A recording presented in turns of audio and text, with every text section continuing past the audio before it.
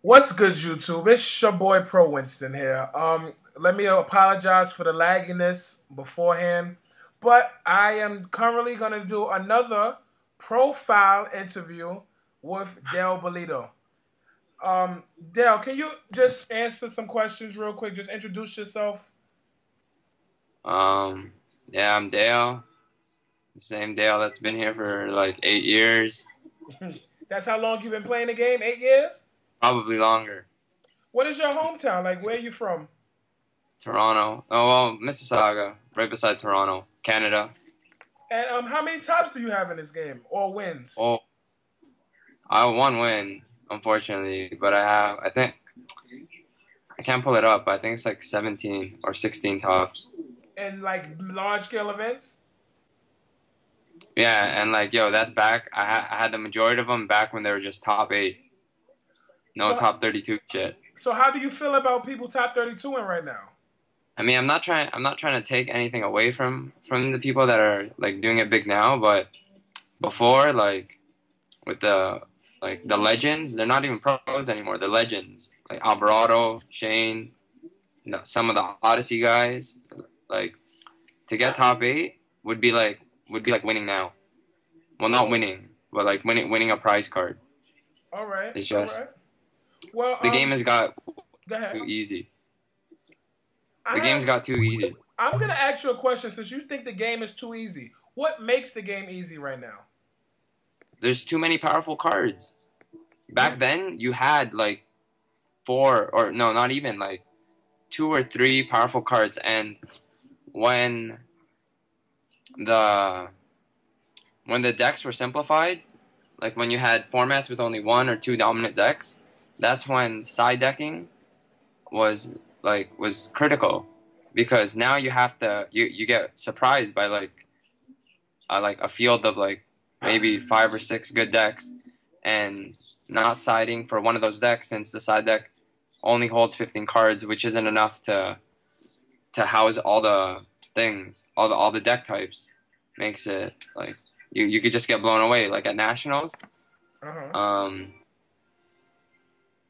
I played against maybe in the first the day one in the first I think eight or nine rounds. I played against like I think seven different deck types. Yeah.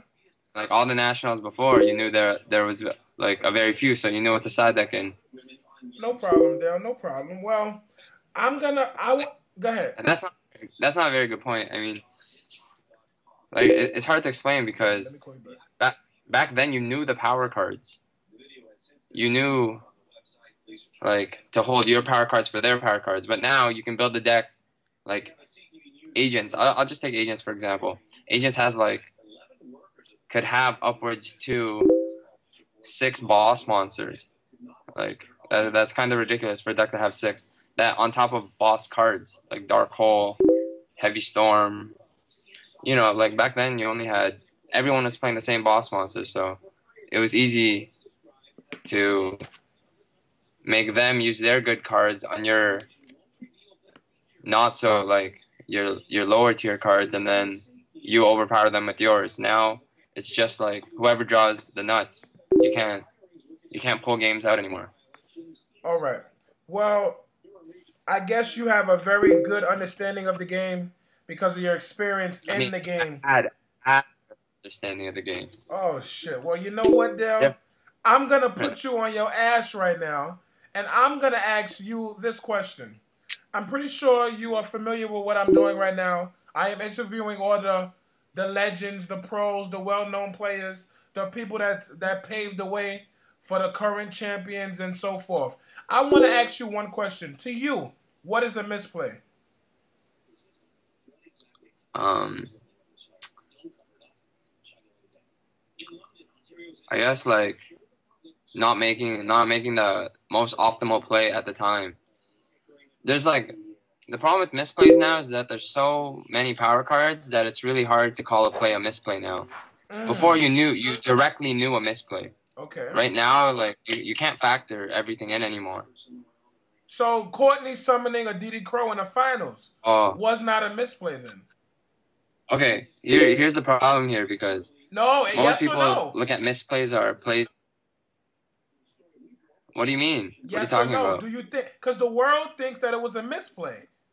Of course, of course, it was well, yes, it was a misplay, and it's easy to justify to him that it wasn't a misplay because he won the game. But if Oh, he lost okay. the game, everyone would criticize that one point. Everyone's criticizing that one point anyways because 100, like what I was hearing is that he wanted to win flawlessly, so he didn't want to lose 8,000 to 0, so he wanted to get the first piece of damage in. But 8,000 to 0 and 100 to 0 is the same shit. A win's a win. But if he felt like he didn't want his opponent to have 8,000 full life points, then what does it matter if he did what he did? If he still won the match? That's a bad interpretation of the game though. Like, how does something so minuscule like that, like 100 life points, make a difference? All right. GD Crow, what was he again? Was it Plants in the finals? He was playing against Plants in the finals, yes. Against Plants. GD Crow's a fucking vital card against Plants. Was it the first turn? I believe it was the first or second turn. I am unsure. Yeah, GD Crow is a kind of card that could turn the game around for you if it starts to go bad. And there's no way that in the first turn you could already vision that this DD Crows is going to be insignificant, even though you saw his hand. All right, so like I'm pulling up the. No problem, guys. Yeah, but no, keep going. So, but you. Oh, it's all right. So I understand that you believe that a DD Crow was a bad move, but you believe that misplaying is hard to like point out. Yes. But do you think that everyone should point out that one thing about him?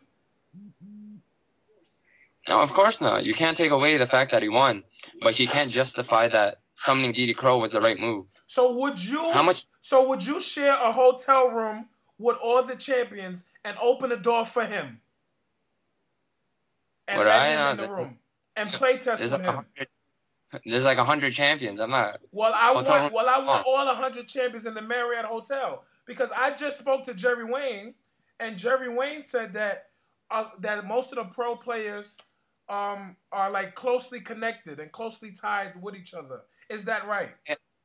That's true to a certain extent. I mean, we were all like all the pros from back then were really like social. We talked to each other a lot. Okay. So, I mean, we didn't have any social implications that prevented us from talking to each other. That was the main point. A lot of like I don't want to sound rude, but a lot of people in the game just are socially interrupted. Like they can't talk to people. Oh, okay. And eventually, like the fact that we were able to communicate and like we shared a common bond in the game that we wanted to be the best, we were able to pass each other off knowledge that, like, about the game. I mean, like, you can ask anyone that's talk to me. Like, I help people all the time. But, like, back then, although, like, my team, Super Friends, Overdose, and, like, Scoop Force, although we were basically rivals, all those teams, we still shared ideas. Like, I shared ideas with Paul ever since the beginning, ever since Chicago. And this is Paul, what's his name? Paul Levington. Leviton, yes. Okay, all right. So, I have another question for you. What do you think is better? No. Like, to answer your last question, I mean, yeah, I would play test with Courtney. All right. Of course, I'm not hating on him. I'm just saying that you can't justify that summoning DD Crow was the right play. All right. Did he win Did he win with 7,900 attack after that? Well, exactly 9. Well, I don't know. The best thing I can do is call him right now, or we just find out later. Yeah, well, like if he won by 79, like if he dealt 79 damage a turn earlier, then like instead of giving his opponent an extra turn, then maybe it's like at most that's the right play. But all right. I can't really say. What do you think is better? A person that plays well and loses, or a person that misplays and gets rewarded? Well, that again, that's hard to justify. How can you say someone plays well if they lose? But in this game right now, you have a lot of the And champions saying, "Oh, they played bad. They did this. They played that." Like once again, y'all pro players or y'all good champions have some book that y'all follow. we don't have a book that we follow. Well, it's not a book. It's knowledge about the game in the past. Like a few of us, like I guarantee you, Shane, Paul, Jerry, Wang, people that were good before that kind of stopped playing, that just dropped by Shonen Jumps now and then. Even Lazaro and me, we look at advantage too much right now. And we try to hold our best cards, but then we get blown away because there's so many power cards now. And we're looking at how the game was once played, and it was played perfectly. I guess all the way up until was Teledad after Gladiator Beast? I do not remember. Yeah, I think so. Yeah, because Gladiator Beast was before Synchros, but all the way up until Teledad, you could play that same way perfectly, and like you follow that same pattern, and like it was successful. It was a successful pattern to play by. But now, I mean, I already explained earlier. It's hard to look at misplays. How can you say someone like you're just saying if he wins but he makes misplays? How, like, can we really think that's a misplay right now? If there's so many, the best play is hard to. Well, there's obvious best plays, but it's really hard to thing now to like to rectify, I guess. No problem. In this game. No problem. I was just these are all questions that keep on coming up, and while I am at events, I am looking at all these YCS champions and these old jump champions, and they all just say, "Well, this play is bad," or even, "Oh, Jarrell, why you made this play?" Or, "Oh, Jarrell, I just saw someone in the finals make this bad play," and then I look to them and say, "Well, why is that play bad?" But like when we ask you about the bad play, and you can't justify it properly, we're not gonna believe you. Like, there's no way Corny Walker, Waller, is that his name? Waller. No way he can explain to me that DD Crow summoning DD Crow and attacking for 100 life points was a good play or the right play. And I don't think there's anyone in the game that can properly explain that. So let me ask you one question, and this is just a thought. If I end this video right now and do a three-way Skype conversation with you and him, what if he justifies it to you? Okay, if he does, he does. I mean, I'll believe him, but there's no way I can logically, looking from my 8 years or so playing this game, like my 8 years of being very good at this game, can I ever justify that DD Crow in the early stages, let alone the first turn, summoning and poking is a good play? Makes no sense. All right. I mean, like before, like I don't even know. Like before, we would. No, I can't justify it. Like what? The tribute for like, for example, if you want the tribute for a Caius, but to kill like a Sangan, I mean that Sangan's gonna summon an attack. The Dandelion's gonna summon an attack. Like there's nothing. I don't know. You'll have to justify it to me, because right now I'm not a believer. No problem. No problem. I also have like another issue. Go ahead. I think it was against Patrick Hoban that he went.